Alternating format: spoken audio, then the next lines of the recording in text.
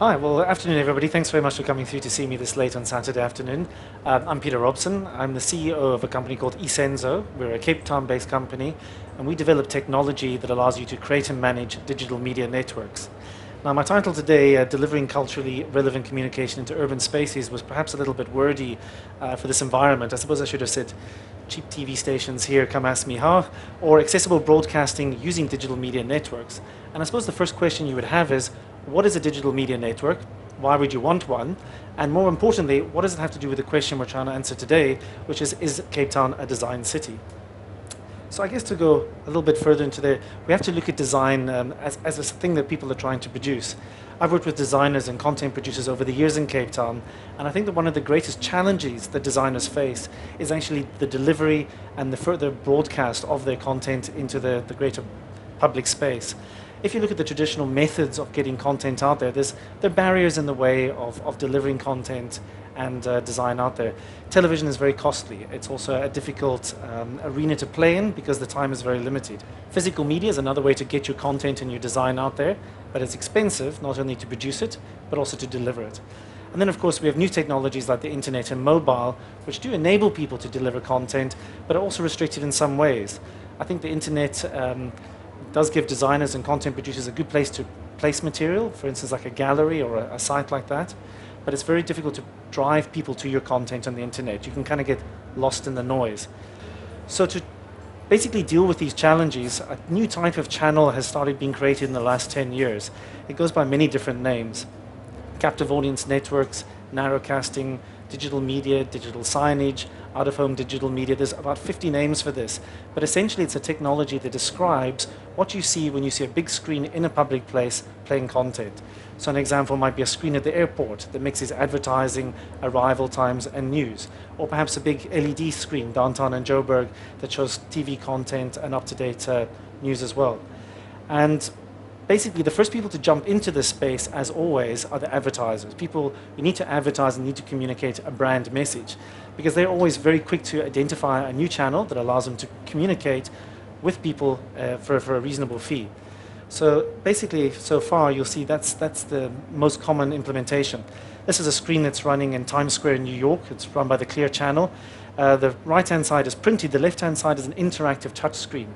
You can actually download content to your mobile phone through Bluetooth by using the screen. That's a digital media network. Here's another example.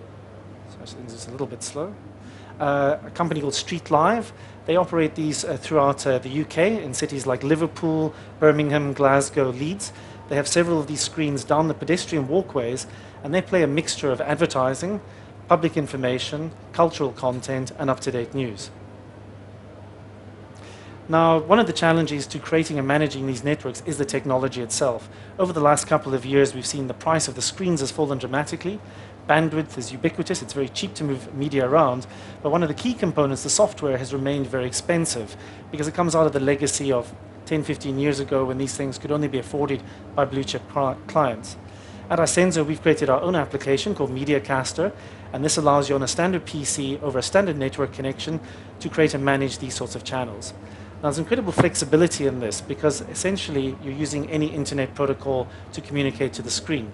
3G, ADSL, Wi-Fi, whatever is available. You're also using a store and forward system to send the media down. Typical transmission or broadcast works by sending the signal continuously, either through the air or as a stream, and you receive it on your screen. But that becomes very expensive because you're continually sending the media.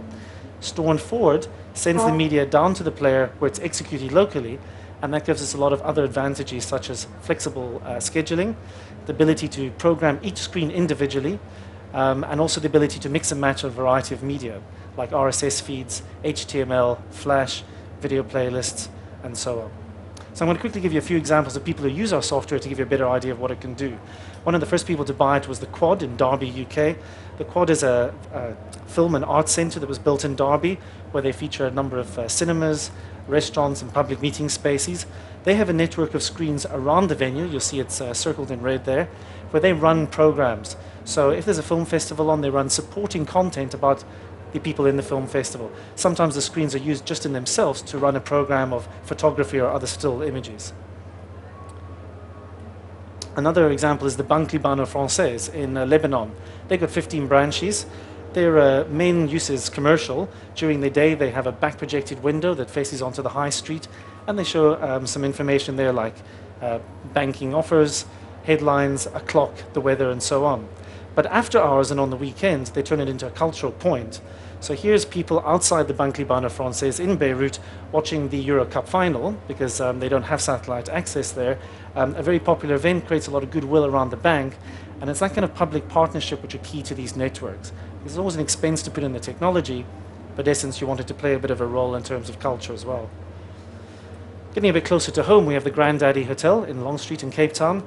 That's the old Metropole Hotel, which was revamped recently, and it's taken the same concept as the Daddy Longlegs, and it's an art boutique hotel. In other words, the whole hotel is designed. They've created a digital art gallery between the Daddy Cool bar and the conference area, and that features 5 plasma screens that run our software, and it enables the hotel to very easily manage the digital artworks that are given to them by various artists. Still images, videos, whatever comes in, they can quickly create a program and export it to those screens. At the moment, they're all showing the same thing, but they can all be programmed individually, and you'll see the one at the end is in a portrait format, which allows them to work with different shaped media. Sergio, the manager, just told me last week one of his key enjoyments of using this is when the hotel is booked out by a corporate that wants to do a launch of some product, and they come along and the first thing they want to do is put up their banners and their advertising and their media, and that doesn't really play well in a space that's been so carefully designed like this hotel. So they can literally take some media, some images, a logo, put it onto the screens, interleave it with the content they're already showing, and everybody's happy.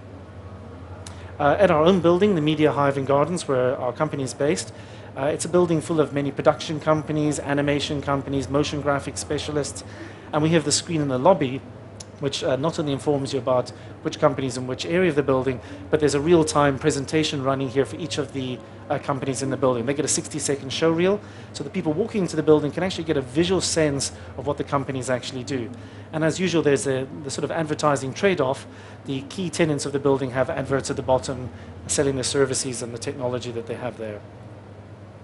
Cape Town Television broadcast using our software. It's not a well-known fact. They use our software to actually run the schedule at AFTA in Observatory. This is their entire TV station network. It's very impressive that it's so small. And the one circled in red on the right there is actually running our software.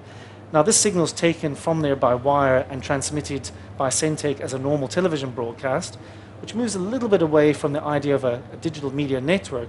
However, this year, Cape Town TV wants to extend its signal to places like the Boerland and the West Coast.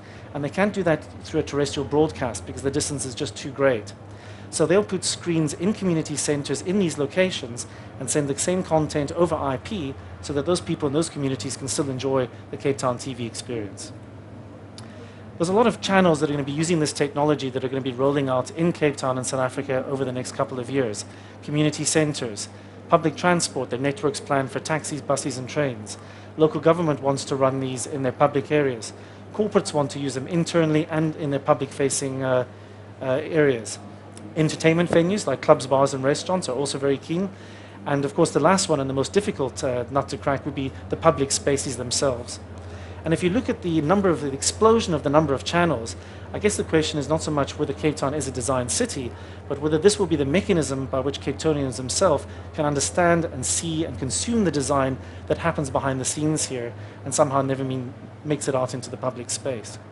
Just to quickly recap and go right back to that last slide there, Street Live UK, those are the ones that run in the public walkways, they have a 3-minute loop, of which almost 45% is designed content. It's 45% advertising, there's 10% sponsorship, and the rest of it has to be made up of art, culture, community messaging, and messages from the council. And that's a huge amount of time and space that's suddenly going to become available to designers in South Africa.